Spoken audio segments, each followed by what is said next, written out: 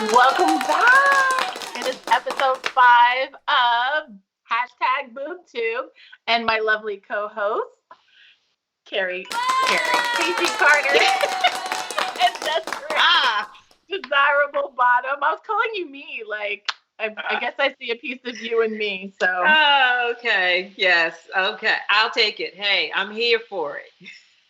Yay! Welcome back, ladies. It is episode 5. Can you believe it? We made it. No. Wow. I'm totally digging this. How about you guys? I'm fucking loving it. Love it. Beep. Gotta censor myself. I am loving it. I'm loving it. You know, like McDonald's? Oh, okay. I don't know why I do this.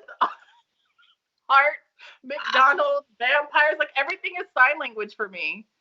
I wish I knew sign language because I would totally like translate the show so that those that are hearing impaired could, that's a great idea though. Join. That is an interesting idea. Maybe I could find us a guest. We should, and we could actually translate porn. But how would you do the moan? How would you do the moan? Like, no. Only you guys could see what Jay is doing. the back end, like when I was talking about calling horror show Jack by accident, because as we had guests last week, and then this week we forgot to remove them from the Skype chat. So when we started calling everyone, it was calling the guests, and they were like, "Hello, we're done." And I was like, "Yeah, let me get horror Jack off the chat." And I'm giggling, and everybody else is just looking like, that's, yeah. And I'm like, I thought it was funny, though. It was funny. It was funny. Get Horror Show Jack off. Yeah. Oh, yeah. Let me drink some more of my coffee. But see, I'm trying to do the sound effects for Jay, so he doesn't. I think we'll leave the sound effects up to Jay. He's doing a great job. Sound effects. I love it. As a matter of fact, I get such a giggle out of hearing the sound effects when we watch the show because like now we have no idea. So when they pop up during the show, it's like, oh my God, that's so hysterical. Yeah, because we don't know it. For sure. Oh, for sure. For sure. Okay, so how's your week been, Casey? Tell us a little bit about what's going on in the world of Casey Carter. It's been a crazy week. It has been a crazy week. My youngest child, as of today, Thursday, whatever, Wednesday, Tuesday, I don't know what day of the week it is right now, but as of today, my youngest child is on his way to Navy basic training. And so, yeah, I'm like, kind of processing all of that. And yeah, so it's been a nonstop day for me, trying to work through that and work through what this now means for me. And, so this is COVID. Yeah, this is, and COVID, right? Because, Chicago, their numbers are still kind of crazy, and he's got a quarantine off base for 2 weeks. So I got to worry about that. He has not been exposed to this many people in the last 2.5 months. I don't know, however long it's been. And so now I got to worry about that. And my daughter's in the Army. And for a hot second, I had to worry about her because she had symptoms that looked like coronavirus. Yeah. Oh, no. The most stressful 2 days of my life were waiting for her test results to come back. She didn't have it, thank God, but it was a very stressful time. So heart goes out to you, heart. Yeah, thank you. So this right here, doing this right now, even though literally right up until the moment we started, I'm like spinning my wheels, like this moment is a nice reprieve from having to think about any of those things. So I'm looking forward to this. Deep breath. And let it out. And Desiree, let's hear it. Hold on, I feel like doing the whole. And Desiree, let's hear about your week. Zen moment. Yeah, I need a Zen moment, and BoobTube is gonna give me that Zen moment. So. When we first started, though, when we first started, it was so nerve-wracking. Now it's so like streamlined and so easy. Now this is our Zen moment. We're like, oh, I can't wait to do boob tube so I can just relax. Okay, go ahead. I apologize, Desiree. No, it's awesome. I love streaming with you ladies and the Exotica platform and meeting new guests and having people on the show. It's been a great opportunity and a great platform and exciting for all of us. So this is my new release. Ooh, this is gonna get interesting. Yeah, I was gonna say her Hold new on, release. hold on. Silent promoting, I guess. I don't know. We should ask somebody. I hope I'm not doing anything offensive or because there's certain things like if you do this to an Italian, like that is really offensive. So yeah, I need to go find out. If I've offended anyone, I certainly apologize. I will get the correct moaning sign language in the future. So stay tuned for next week. So has anything exciting happened for you, Desiree? What's going on in the world of Canada, eh? Well, Canada's not doing too bad, I guess, again, because of the pandemic. I had problems with my computer, so that was a kind of a downer for me. I had to go and get another one, but yeah, other than that, things have been just trying to get back on the run of things and content and pushing stuff out and family and Oh yeah, That's life. the great balance. The great balance. That's it. We got to find it somewhere.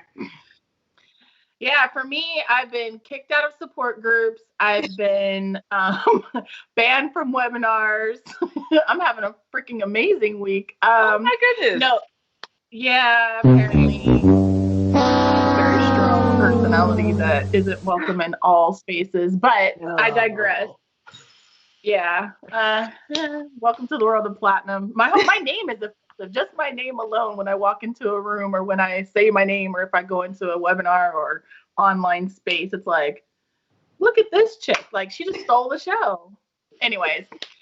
I knew it. I'm surrounded by assholes. But my week has been pretty weird. I've been going through a lot of like trying to find the balance. I found that some of my fans are mentally unstable, and it brings up some issues with like trying to determine, do I continue to entertain this person or is it even healthy for me to do that? Like, am I going to cause them to want to take their own life? Or like, it's a really tough place to be. So I am like, and that's the whole reason why I was in the support group, is because I would like to find a way to healthily approach the situation. But anyways, so yeah, things got pretty deep for me. And dilemmas that we face, like, where do you draw the line of like moral making money and morally saying this is not gonna be something I can live with for the rest of my life. Like, it's a tough job to be in, to be honest. So anyway, but I've had a fantastic week otherwise. I've discovered some great new ways to generate money and market myself. And yeah, so I'm happy to be here too. Because I can just speak and not have to worry about the mental instability of what my fantasy could possibly turn into. So yay, ladies. Yay for us, for sure. What's our topic? All right, so today we're going to talk car movies. Yes, cars in movies. Yes. And you. Oh, those are motorcycles. Not. When I first started looking into it, I'm like, I didn't realize that, again, like the vampire theme, that there were so many movies that had a car that, either was the focal point in the movie or was a significant character in the movie in some way. So as you know, I've got my spreadsheet. It makes my life easier. But there were just so many different categories. And so I'm like, let me just kind of give you a little bit of everything. And yet there were so many cars I did not necessarily include. But I tried to give a little of everything for everybody here. And so we're going to start with Herbie. I would imagine yes, we all know Herbie the Love Bug. Yeah. Herbie the Love Bug was a 63 VW Beetle 117 Deluxe with a sunroof sedan thing. Cutest thing ever, right? Like with the little stripes and the number. And apparently they built 11 of these cars for the movie. And there are only 3 of them in existence today, which is funny to think that they did 11 of them. And because when you think about it in the movie, he looked kind of shabby. So I would imagine they must have made him shabby for the movie. But yeah, that was like one of the cutest car movies.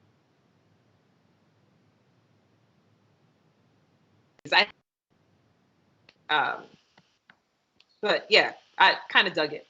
And it says here that the Herbie number 10 resides at the AACA Museum in Hershey, Pennsylvania. Nice. Which is not far from me. I've actually been to Hershey.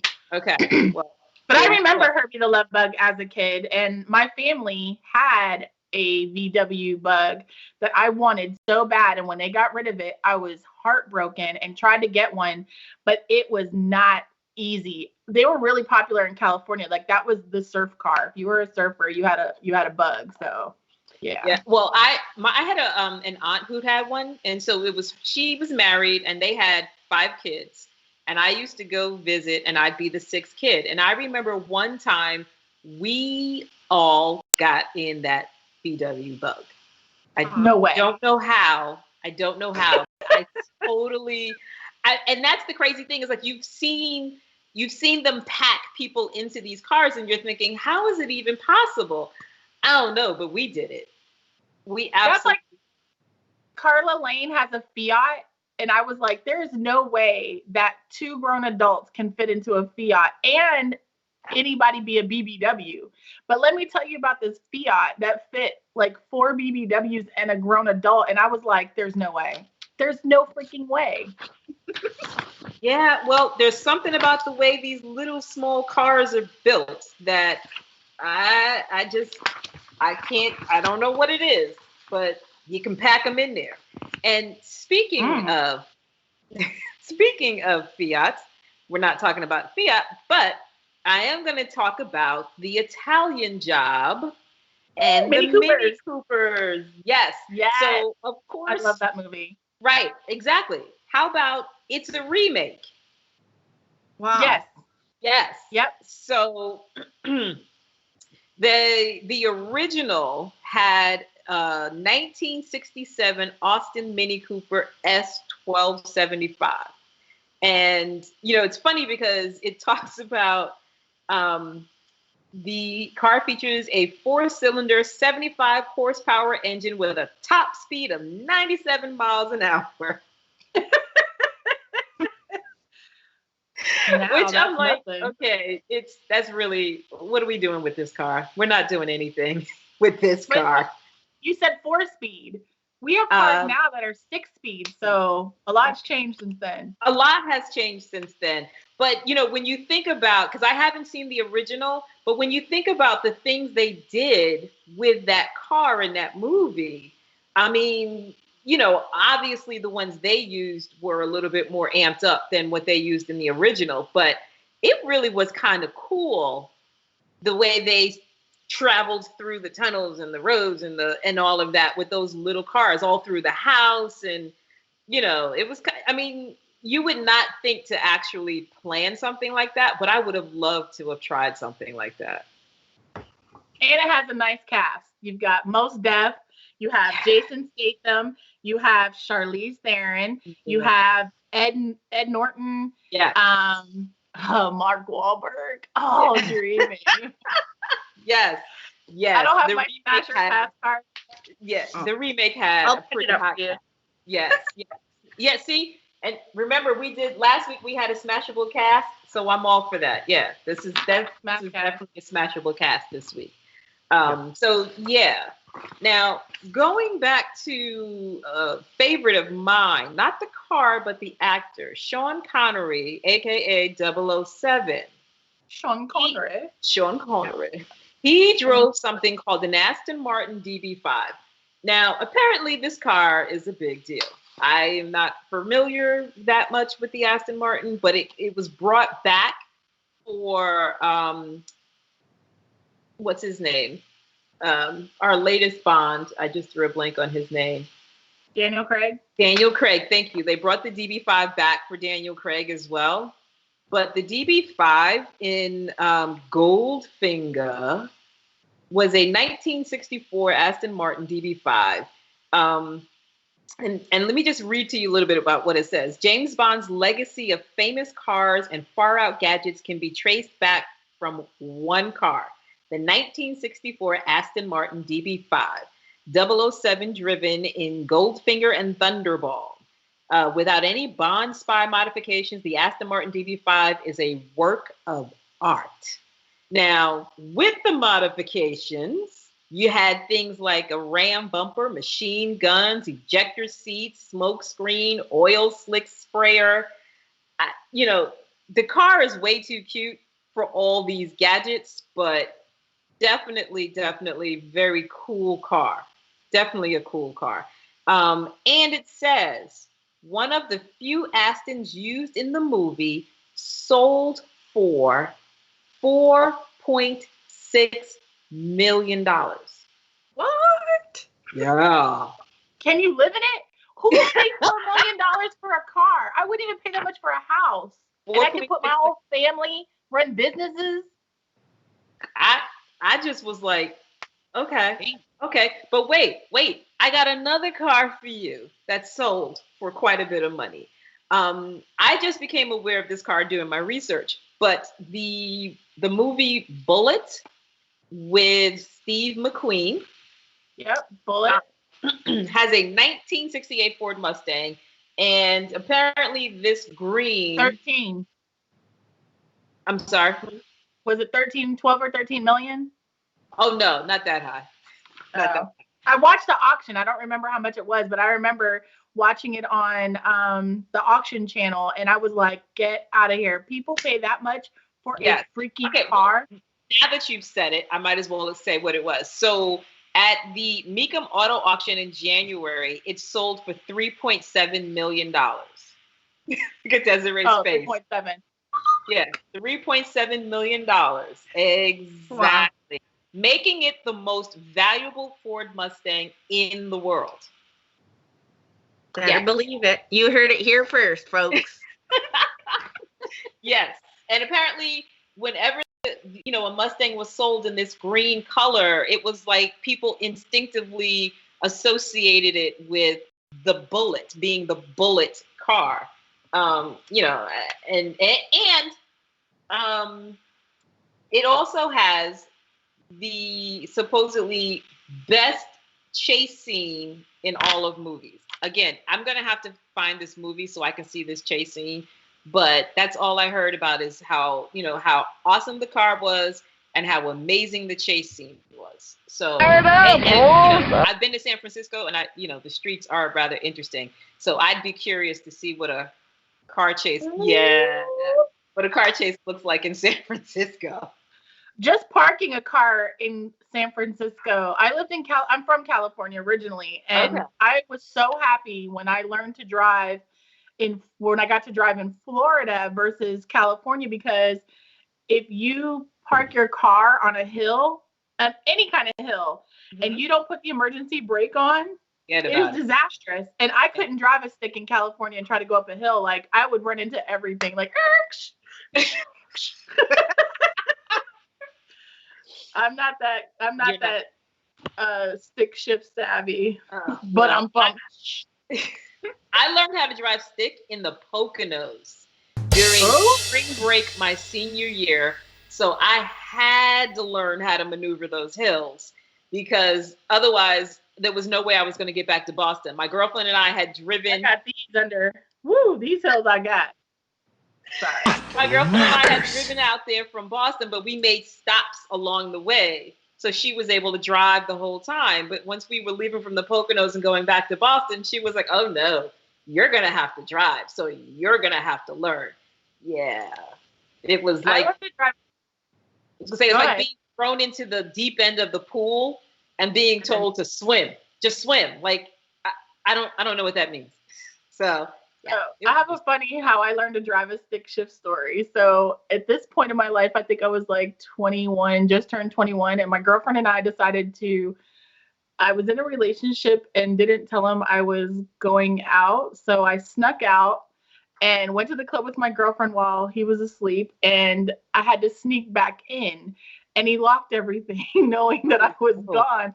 So we were like I had this one window that I knew how to like jimmy the lock. And so her and I were like trying to like quietly open the window, and somehow she pushed and the glass cut her wrist. And I had to take her to the emergency room. Oh my so God. She had a Ford Escort hatchback. Like it was this weird looking car and it was a 5-speed. So she was like, you have to drive. This is my arm, my hand that I use this to change the shift there. And I'm bleeding like, so I'm like, okay. So I get in the car and I just did it. Like, I don't know how I did it. I just did it because I didn't have a choice, like, and I mean, I stalled a couple of times at the light, but that's how I learned to drive a stick shift. And, needless to say, that relationship was over very quickly, but yeah, I had no choice. I had to learn. No choice. So. What about you, Desiree? Can you drive a stick? I don't know how yet. Oh, you got to. Got to. Not that kind of stick. Yeah. She's got the other stick under control. You got to.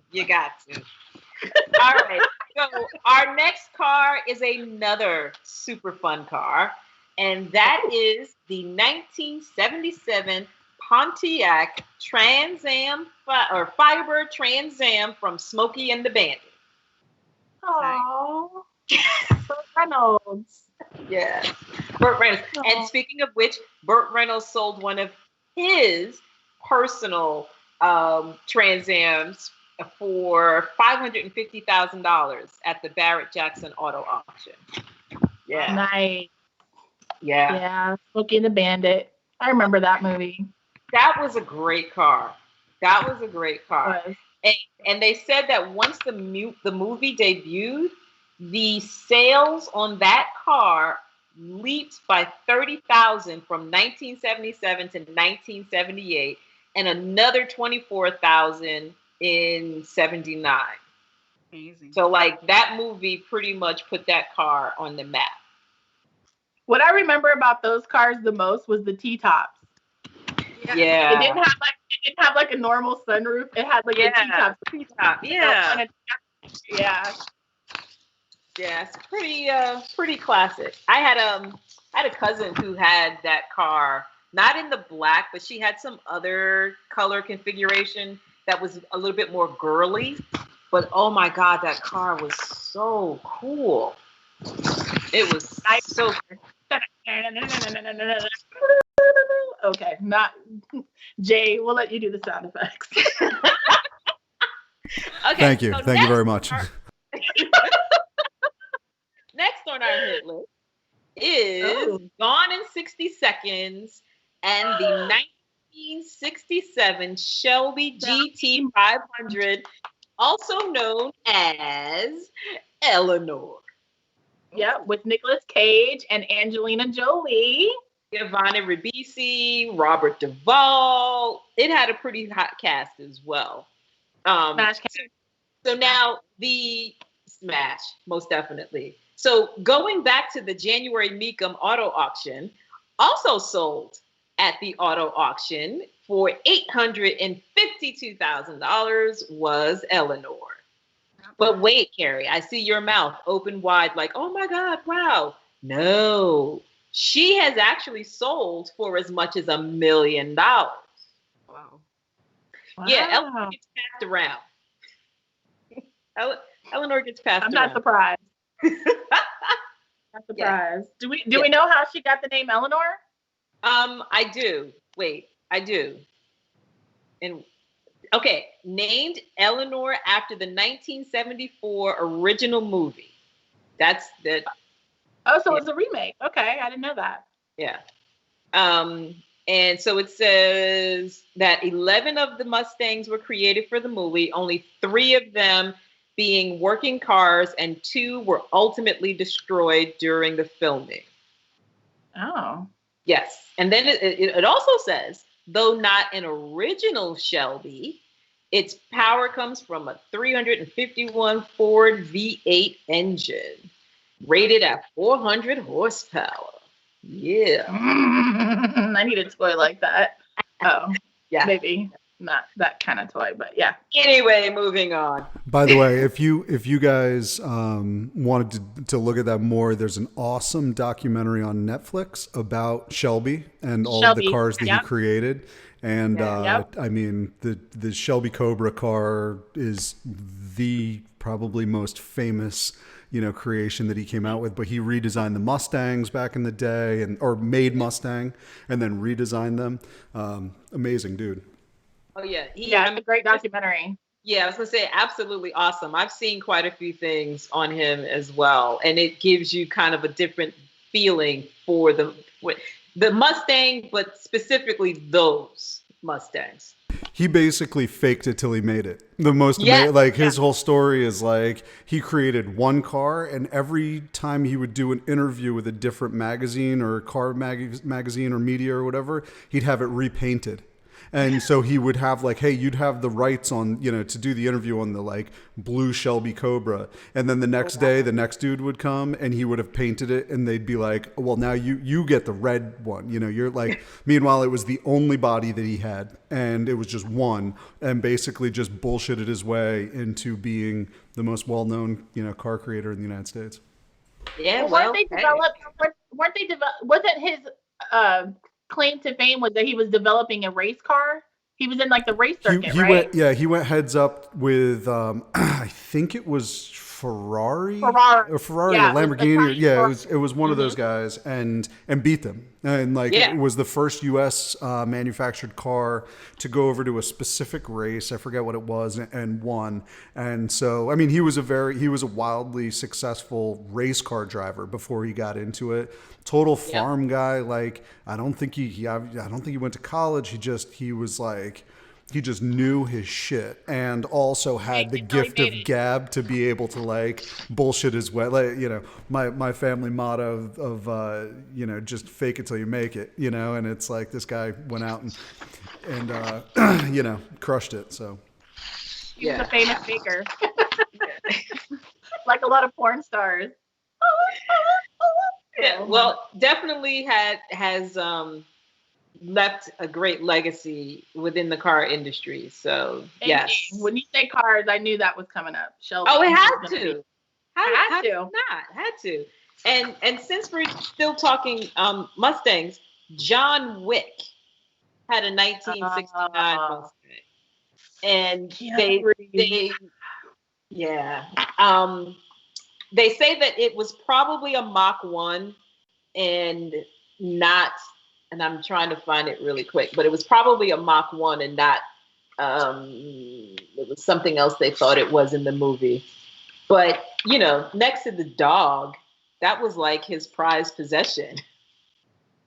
The dog actually ranked higher than the car, but the car was important to him. So, but it's like the Fast and the Furious, the first movie. They had all those cute little fast race cars, but what do you remember? The classic car at the end when he pulls it out of the garage and he's at the train track with Paul Walker, and it's like, that final scene. Yeah, as a matter of fact, we've got that too. So the John Wick Mustang, they said was a Boss 429. But they were saying a real Boss is rare and highly collectible. One sold at auction in 2015 for $550,000. So it is not likely that that was a Boss. Yeah, it is not likely that they would have used that in a movie just because it's too too precious. Yeah, way too precious.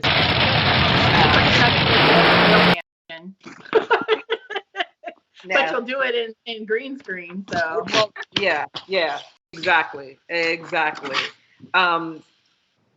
I just kind of threw in there for fun was Batman Begins, and it's the Batman-mobile / Tumbler. That's that crazy looking thing that he like slid down into the front of, and it would like roll over things and flip itself around. apparently that car is one of the most memorable of the Batman mobiles, next to the original, the original 1960 version of the Batmobile, which also gets tossed around quite a bit, handed around. But like that tumbler thing, hugely popular, hugely popular. There's a Batmobile museum in Fort Lauderdale. Oh, really? We had the Batmobile at Exotica, not the Tumbler. We had the original, which was really cool. We also Did you have a car show? Well, not a car show, but we've had a number of cars there. My favorite, of course, the Back to the Future DeLorean. I got that on my list. And I don't want to blow up your spot, like you know. You're good. But we've had a bunch. We had the Scooby-Doo mobile. Wow. We had the Jurassic Park Jeep. You know, it's really cool to be able to see these things, you know, in real life.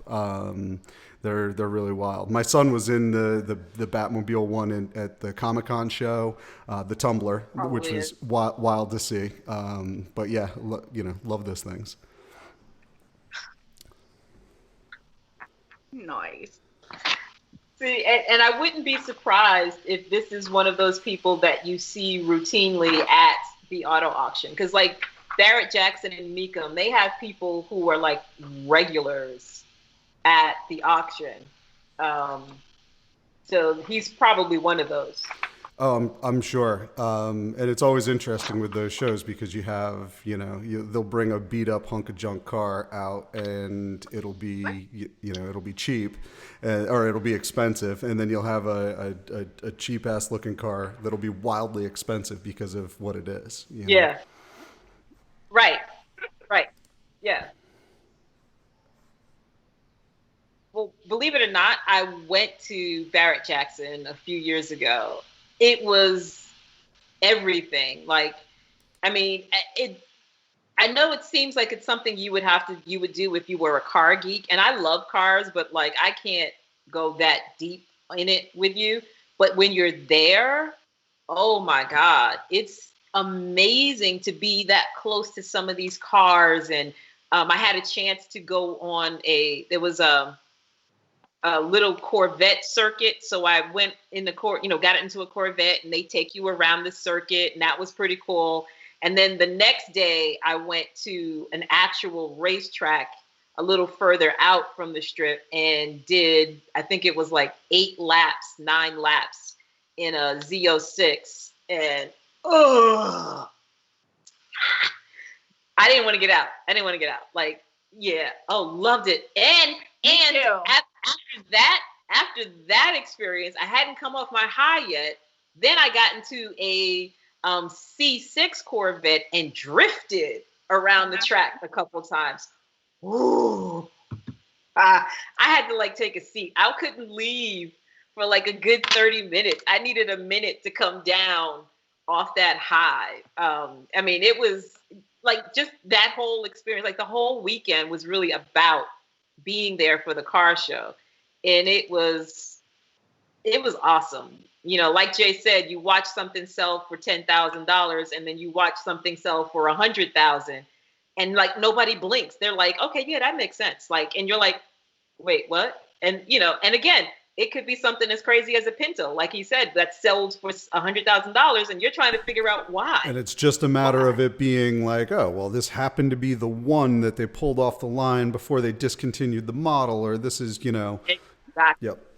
Or what surprised me was like, I would have thought, you know, being from the car club circuit, that when you like soup up a car, it would be more valuable. Actually, what's more valuable is when you have the original paint, original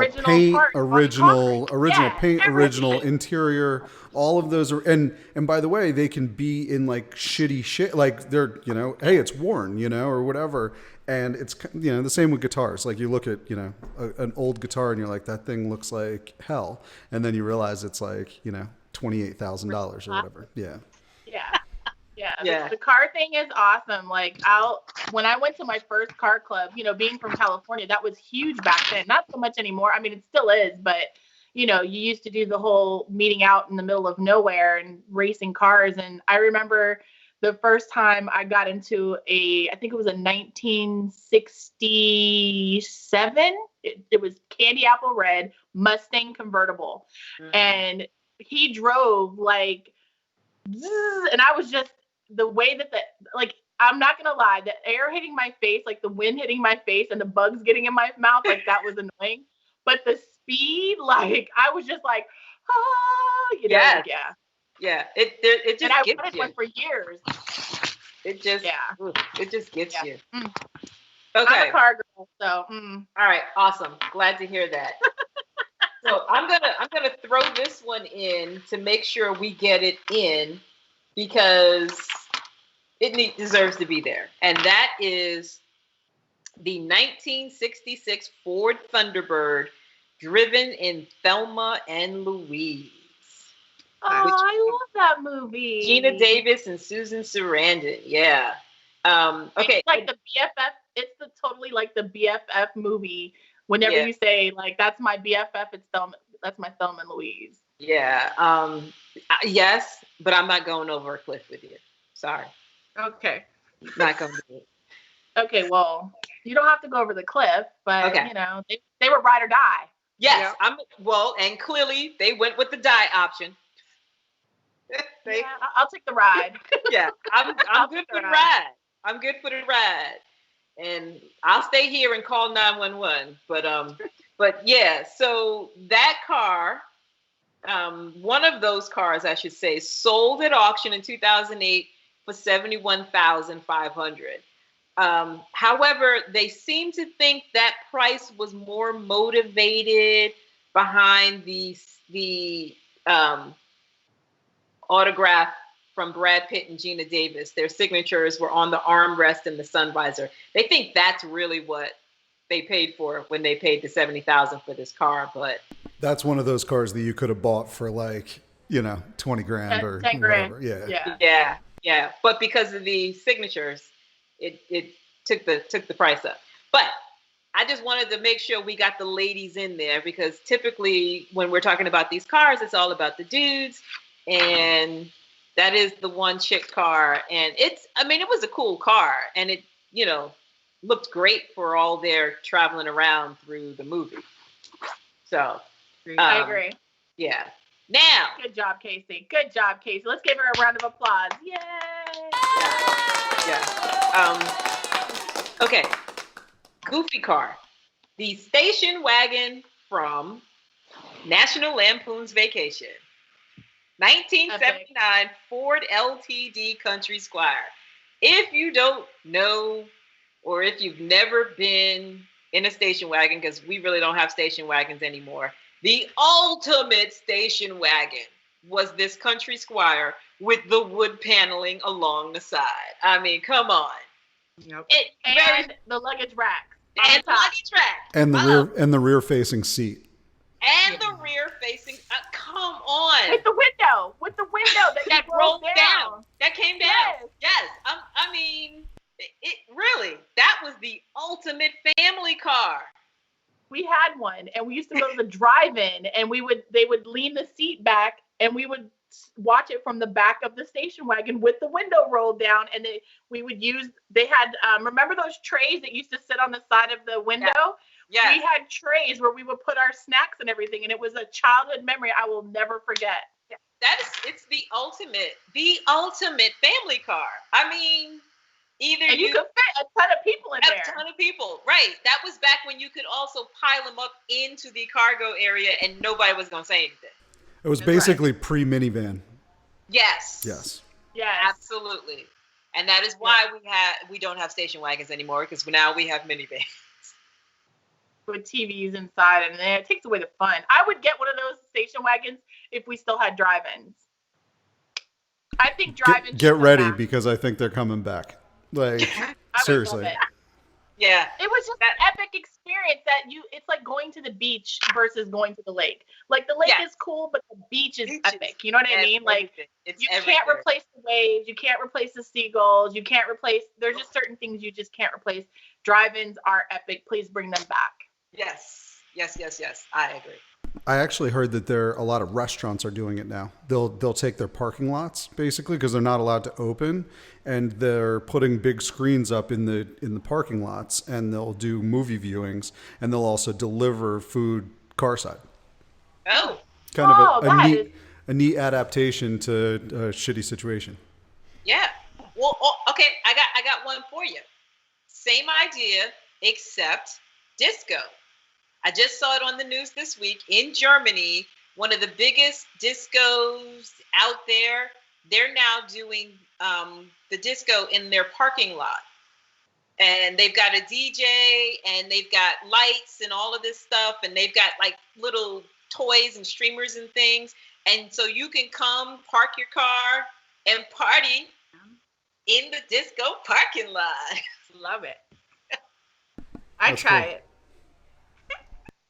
Yeah, I thought that was interesting. Anyway. All right, so I've also got for you the 1976 Ford Gran Torino from Starsky and Hutch. Yep. Starsky and Hutch. Now, there was also a movie by the name of Gran Torino with Clint Eastwood. He also had a smoking hot Torino. But we're talking about that red car with the white stripe. And in the movie, you had Ben Stiller and Owen Wilson kind of revitalizing the characters from the 70s show that had David Soul. And I can't remember the other guy's name. I could see him playing his A with the dark curly hair. But yeah, they said that the car in 1974 had just over 2,100 original miles on the odometer. And it's 2,100 original miles on the odometer, a hot rod, 435 horsepower, 360 cubic inch Ford Windsor push rod V8. The suspension was rebuilt with stiffer rear springs and air shocks, slot mag rear wear tires, and let's see, and it runs from 60 miles an hour in 5.6 seconds through the quarter mile in 14.1 seconds at 102 miles an hour. I'm like, okay.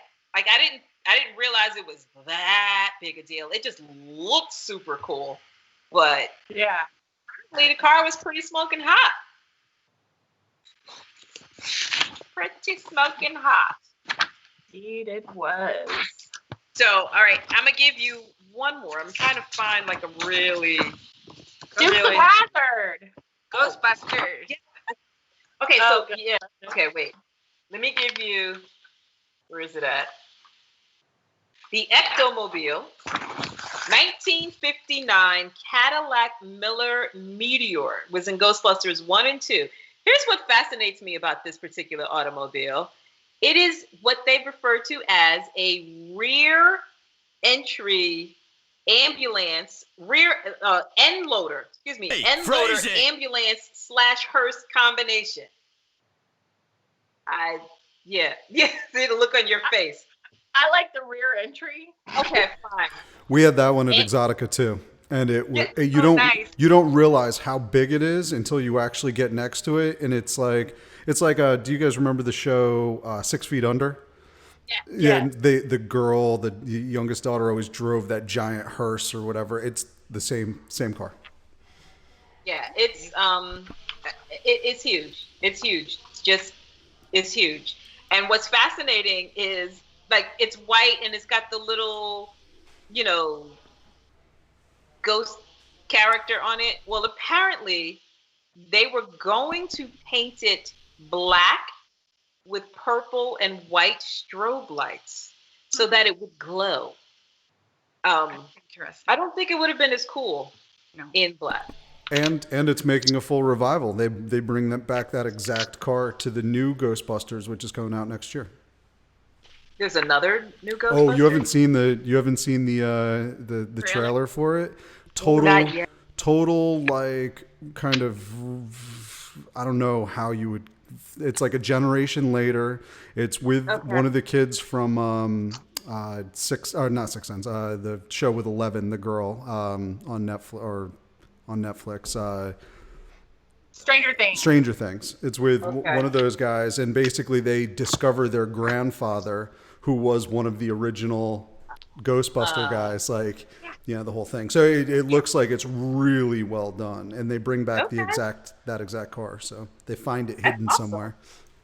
Are any of the original actors going to play in it?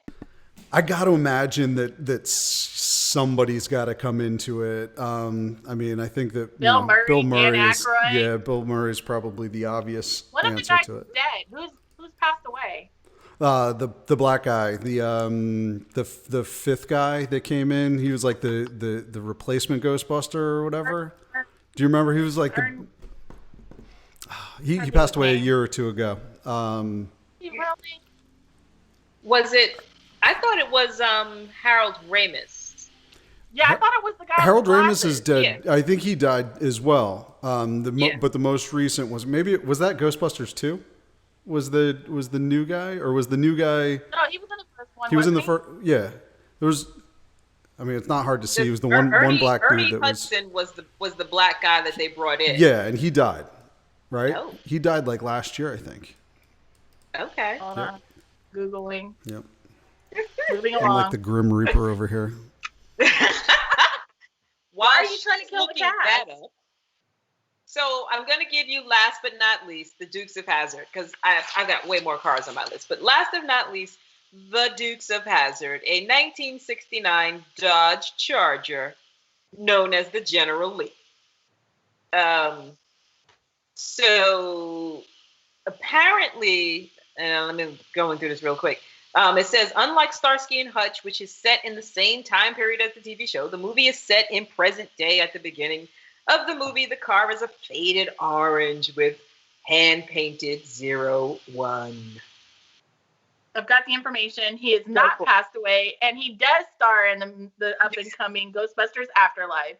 There you go. All right. Never listened to me. Sorry. We have resurrected Ernie Hudson. Who was passed away for about 5 minutes ago. He was dead. So. Anyway. By the way, the Dukes of Hazzard car, did you know that on the reruns they are editing out the flag really? that was on it? Yep, it's actually no longer on the vehicle, unlike a lot of the reruns. The Confederate flag. Interesting. Yep. Okay. All right. Well, Never ever have I liked that flag anyway. Yeah, exactly. Agreed. Yeah, well, there you go. But anyway, it is another one of our very popular automobiles from the movies and TV, and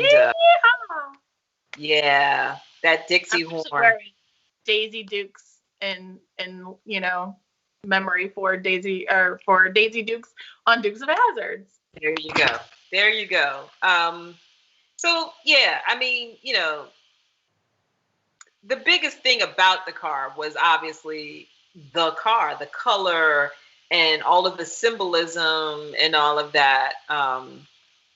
But yeah, that's an abbreviated version of my car list. I could go on and on. I mean, because you've got Christine, which was Stephen King, and the movie was directed by John Carpenter. You've got the Mirthmobile, a 1976 AMC Pacer from Wayne's World 1 and 2. Gremlin. An ugly car. Oh my God. Ugly. But yeah, we can go on with cars all day. Yeah. So we got to get on to the next segment of our show.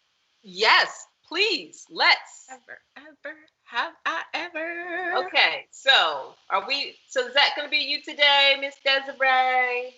Yes, indeedy. Okay. I got it. Oh, wait, where's my card? Oh, we can't do this with my card. I have a physical card, so I'm just going to answer audibly. Okay. All right, girlfriend. Never have I ever driven drunk. I have. I hate to admit it, but I have. I probably would have been classified. I'm going to say it that way. Me too. I'm not proud of it, but yeah. I'm not proud of it either, and I'll never do it again. Yeah. Agreed. Yeah. Pinky promise. Pinky promise. Pinky. Yeah. All right. What's next? Never have I ever experimented to see my sexual orientation. Never have I experimented. I would go false. Huh. Okay. False. I've been in a lesbian relationship once. Okay. Once. Didn't last long. Yeah, wasn't for me. I mean, I love women, but I have a different connection with women than I do with men. Right. And it seems like with me, women become, and I hate to say it because it sounds extremely conceited, but my experience is they get addicted, and it's not a healthy relationship. It becomes very awkward and like codependent, and I'm like, oh no, that turns me off. I need an alpha male, but not alpha to the point where he's like dominating my entire, like controlling my life, but like alpha in the sense where he'll be like, that I'm not gonna do. Right. Yeah. Gotcha. So Never have I ever said I love you just to get laid. False. You've done that? I'm gonna say true. Now I will say I've said I love you to get paid. Yeah, paid and get Not laid. paid. Okay. What else? Paid for sex, I mean like in a situation where I wasn't exactly trying to be in a relationship, but you know, I was young and dumb, and he had money, so okay, we got you, girl. We got you. Definitely pre-industry. And be careful, because when you say I love you, people don't take it the same. Yeah, he was pretty crazy when I was like, I don't want to do this anymore. Yeah. Completely different now. Oh yeah. I'm upfront now. I'm like so brutally honest that most people are like, okay, thanks. Have a good life. Bye. Yeah. Okay. Never have I ever spied on my neighbors. True. I never did. Yeah. Well, it depends on what you consider spying. I look out my window to see what's going on, but like not spying in a sense that I'm like voyeur. Yeah. No, not voyeur. My neighbor is like 85 years old and hideous. Me too. I'd be like, never again. Never ever will I ever again spy on someone if I do. Yeah. Never have I ever doubted in my heterosexuality.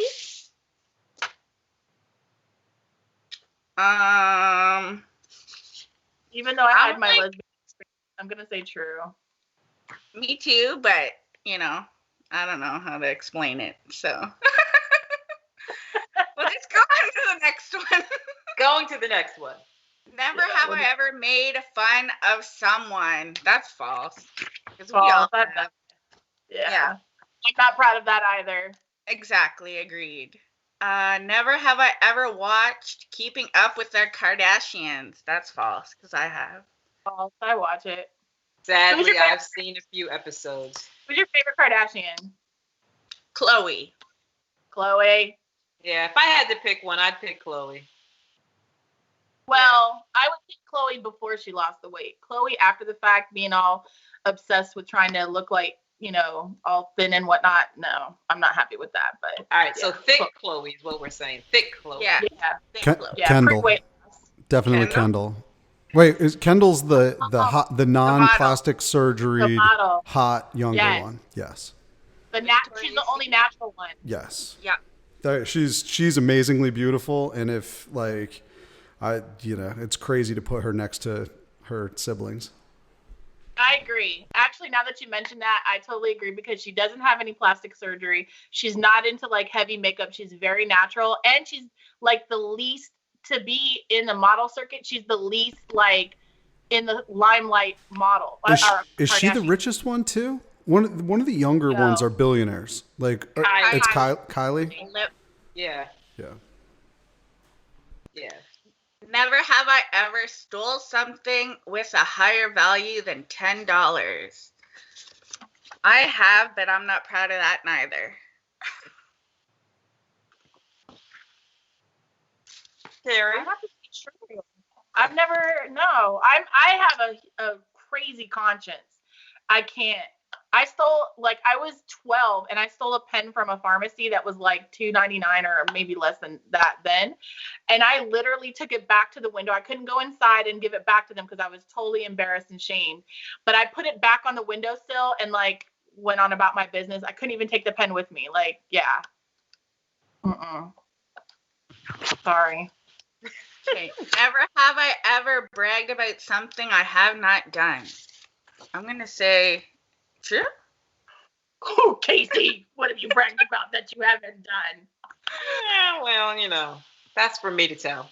And I'm not telling. Yes. Go, girl. Not telling. Because that's the whole point. If a person doesn't know, why would I now confess? This is true. Good point. I'd have to say false. I'm sure I've done it. I can't think of anything off the top of my head, but I'm sure I have. So we'll say false.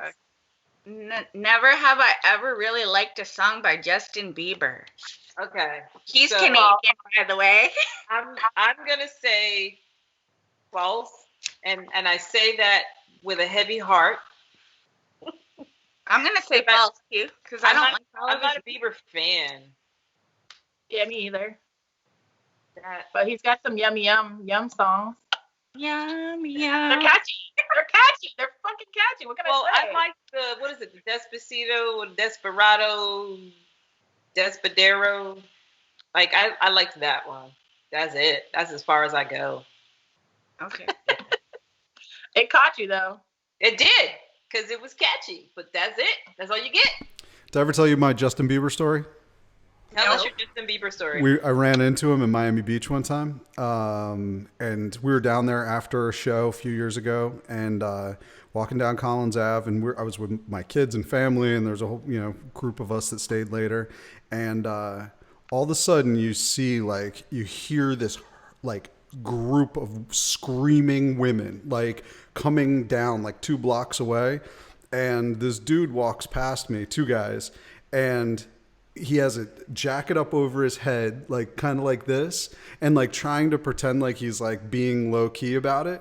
But his like handler guy was standing next to him with his cell phone with the bright light shining on him as they like walk down the street, like making a scene that he was going like from his car to somewhere else. And this group of girls are like running after him, and he's like pretending that he's trying to like not be recognized, but he's got his jacket down enough so that people can, and he's got like friends lighting him up as he like goes in. It was a very weird thing to see. Yeah. That is sad. I just want to interject here that I have a segment that I have curated especially for Jay, and I'd like to get it in. Sure. Oh boy. Okay. Never ever have I. Will be continued next week. Do I have to come on for this one? Let me. No, I'm gonna leave it up to you. Okay, I'm here. Hey everybody. So pay no attention to the man behind the curtain. So as we all know by now, Jay has this theory that Halle Berry is a career killer. So this is gonna get good. I thought I would share with Jay some interesting facts about Halle Berry. Okay, I am down. I've never had somebody put this theory to a test, and I'm game. Okay, well, I'm not really testing the theory. I'm just sharing some facts. Okay. Here we go. Let's hear it. So Halle Berry was born in 1966 to a hospital attendant. Okay. She has an older sister named Heidi. Halle Berry suffered racism when she was growing up. She actually went to school in like a somewhat predominantly white area when she was growing up. And she's older. I mean, she's what, 50? What'd you say? She's got to be like 50. 64. She was born in 64. So she's like mid 50s. Yeah. To late 50s. Yep. Yeah. And interestingly enough, her mom was white, her dad was African American, so it makes it especially interesting. Yep. She is multi-talented, During school time, she actively participated in extracurricular activities. She was a newspaper editor, class president, head cheerleader. She strikes me as an overachiever. Yeah. And then she later was a beauty queen. She was the Miss Teen Ohio, Miss Teen America, runner-up in the Miss USA, a Miss World entrant, and number 6 in Miss World. Does not surprise me. I mean, she's one of the most beautiful women in the world, period. Still. There you go. So, I mean, I can only imagine it, 18 or 20 or whatever it was that she was killing it then, too. Her big break came in 1991 when she got the part of Samuel L. Jackson's girlfriend in drug addicted girlfriend in Spike Lee's Spike Lee's Jungle Fever. I remember that. I remember it was the most amazing thing to see her playing this cracked out chick. And she did. I mean, there she showed that she actually had real acting chops too. She wasn't just hot chick. Right. She was not just a hot chick. Yeah, she was not. There was nothing hot about her in that. No, I was gonna say, especially because at that time that was early, and she took a huge risk in doing something crazy like that. But she was also the first Black Bond girl, as Jinx Johnson in the 2002 Pierce Brosnan Die Another Day. Yep, that was I love Pierce Brosnan. I thought he was a good James Bond. Yeah, I'm not crazy about him as a Bond, but that's neither here nor there. She was involved in a hit and run accident, but claimed she didn't remember leaving the scene. For this, she was placed on probation, gave community service, and fined $13,000. Drop in the bucket. Drop in the bucket. Speaking of dropping on the hand. Yeah. Speaking of dropping the bucket, Holly's estimated net worth is $80 million. She's also has a lush home. This is for you, Desiree, in a lush vacation home in Canada. So you're going to have to become a Halle Berry stalker for me. Except for the fact that it's currently on the market. She is amongst the highest paid actresses in Hollywood with a salary around $16 million per film. Girl. Yeah. She deserves not it. bad. Girl. Did she get paid more to do the to do the topless one? Was it like 20 million or how much? Swordfish. Yeah. How That's a good question. I got to imagine you got to be like, you know what? I got to get at least like 2 million of boob. Yeah. Just for the boobs. Yeah, just for the boobs. Just for the boobs. Because you know that that's coming back to you tenfold. I mean, because 90% of the people that watch that movie were just there for that minute. For that. Yeah. Yeah. Oh, absolutely. Including myself at like 17. She's oh my in God. Street with Hugh Jackman. She has been in 6 movies with Hugh Jackman: X-Men, Swordfish, X-Men 2, X-Men: The Last Stand, Movie 43, and X-Men: Days of Future Past. How many times has she been married? That's the $1 million question. Oh, you want that one? Yeah. Okay. So she was in a relationship with Jungle Fever co-star Wesley Snipes before marrying Atlanta Braves outfielder David Justice. Yep, remember and that. Just to pause on that for a second, she was slapped by Wesley Snipes during Jungle Fever, and it left her deaf in one ear by about 80%. I'm sorry, let me get that. That's not Jungle Fever. In the 90s, a beating from Wesley Snipes during the filming of The Last Boy Scout caused her that movie. 80%. Excellent movie. So, like, Excellent as an movie. actor, like they were on set and he hit her? I don't believe. No. Or was it like domestic violence kind of stuff? I think it was DV. And Because I don't think Wesley was in Last Boy Scout. No, he was not. Okay, yeah. That was Damon Wayans, Damon Wayans, Bruce Willis. Yep. And there was also a thing with David Justice too, right? Yes, there was, and that's why I don't like him. Right. That's why I don't like him. So either she's really bad at picking dudes, I guess. She should have picked Blade and not actually Wesley Snipes. Wesley. Yeah. Well, and see, so going back to the relationship thing, Okay, so she was married to Davis Justice in 1993. They divorced in 97. She then married musician Eric Benet in 2001, and they divorced in 2005. In 2013, she married French actor Olivier Martinez and had a son, Maceo, and a daughter with model Gabriel Aubry. Olivier and Gabriel have come to blows over Halle Berry. Yeah. Yeah. And she's won several awards: Oscar, Golden Globes, Primetime Emmy, Image Award, People's Choice, Walk of Fame, MTV Movie Awards. She's also been awarded a Razzie, if you know what a Razzie is. Worst movie award, right? Yes, she got it for Catwoman. Yes, of course she did, because that movie was garbage. The big deal about that is she actually showed up to get the award. Yeah. Nobody shows up to get their reward. Great sport. That was what a great move, because that at least it acknowledges the fact that you can laugh at yourself. Exactly. Let me see. And that's just a few of the things you should know. Thank you. I feel more knowledgeable about it now, and I still stand by the fact that kiss in the middle of Boomerang sucked the life out of Eddie Murphy. The kiss of death. I think she has killer coochie. Obviously, it ropes him in, but it doesn't keep him there.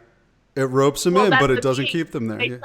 They start fighting her. They start fighting each other. Like, yeah, she's got that killer coochie, man. And Eric Benet, the problem between the two of them was that he was a sex addict, and that's what killed their relationship, because he was getting it everywhere.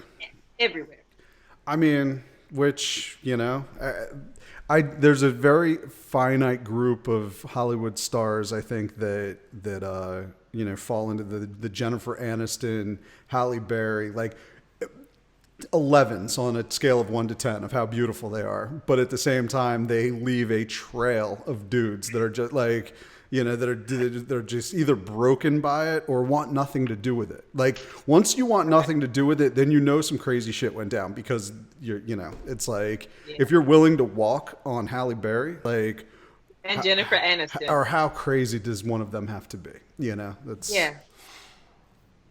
I'll never know. I'll never find out, unfortunately. Okay. Yeah. But if any of you guys do, please let me know. And thank you, Casey, for the research. I appreciate that. Oh, hey, Jay. I thought you'd enjoy that. Well, with that being said, unfortunately, now it's time to say goodbye to my BoobTube family. BOOTUBE, BoobTube family. Yay! Oh, look, we got us a little jingle. Love it. Now, we need to get one professionally made. So thank you so much for staying this long with us on BoobTube TV, episode number 5. Oh, that's 5. And we will see you next week, Tuesday, 10 p.m. Eastern Standard Time, with my lovely co-host. Go ahead, Casey. She's already got her stuff up. Yes. You can find me on the Twitter at readcaseycarter.com. Read Casey Carter. Sorry. And on Instagram, I am the Casey Carter Experience. And of course, my website, where you can find all my little spaces. Ooh, maybe. Okay. Well, I'm going to let that slide. Casey-Carter.com. And you can find me on Twitter at Desirable Bottom, Instagram Desirable Bottom _, OnlyFans.com/Desirable Bottom, and DesirableBottom.com. And you can find me on Twitter, Platinum Pizzy and the number 1, and QueenofBBW.com. And thank you so much for tuning in again. We wait to see you next week, where you can chat with us and interact with us. And now back to you, Jay.